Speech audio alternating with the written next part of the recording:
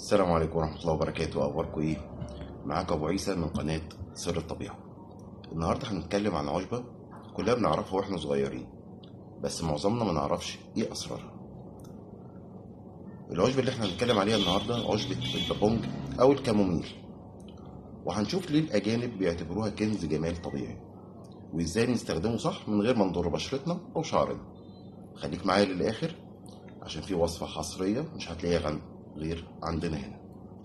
اول حاجه البابونج بيستخدموه كمهدئ للاعصاب، ويعتبر شبه منوم. ممكن نستخدمه نغليه مع اللبن ونشربه بالليل، هتلاقي نومنا هادي تماما. بس الاهم من ده فوائده ايه للبشره وللشعر.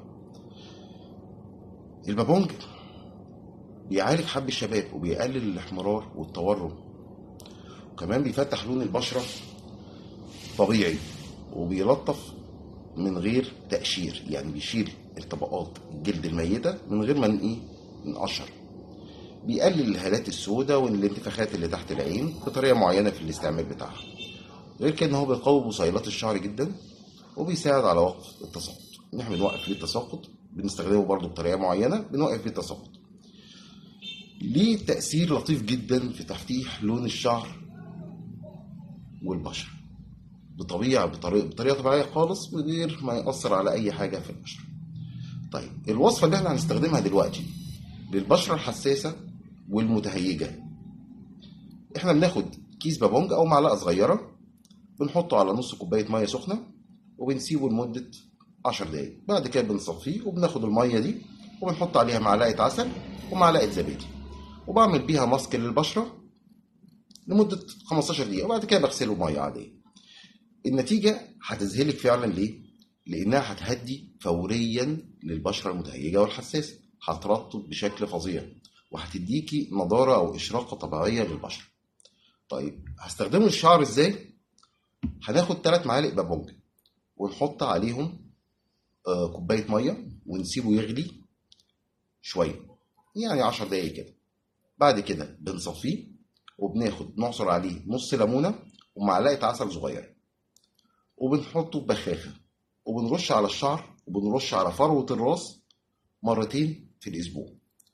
بس بعد ما نرشه نحاول نقعد في شمس خفيفه، مش شمس حارقه طبعا، تمام، لمده 30 دقيقه. هتلاقي لون الشعر عندك بيتفتح طبيعي، وبيمنع التساقط، وبيقوي الجذور وبصيلات نفسها. في تحذيرات للبابونج زي اي اعشاب. لو حد عنده حساسيه من النباتات العطريه، معلش نستخدمها بحرص قوي، والحوامل نحاول ان احنا نقلل منها. طيب ايه تاني؟ ما نحطوش على جرح مفتوح او حبوب مفتوحه، يعني جرح مفتوح او بشره محروقه لا ما استخدموش عليه، كده انا بزود الالتهاب اللي فيه. في الاخر احنا بنتكلم على زهره بسيطه جدا زي البابونج او اللي هو الكاموميل، بس ممكن يكون كنز طبيعي وحقيقي في روتين بشرتك وروتين شعرك. بس السر في الاستخدام الصح والانتظام عليه. لو عجبتك الحلقه ما تنسيش تعملي لايك وتشتركي في القناه ونفعل الجرس عشان توصلك كل اسرار الطبيعه مع ابو عيسى. ويا ريت نشير الفيديو للناس اللي بتحب استخدام المواد الطبيعيه بعيد عن الكيماويات عشان يستفادوا بيها. اشوفكم ان شاء الله في حلقه جديده مع سر جديد من سر الاعشاب مع سر الطبيعه مع ابو عيسى. السلام عليكم.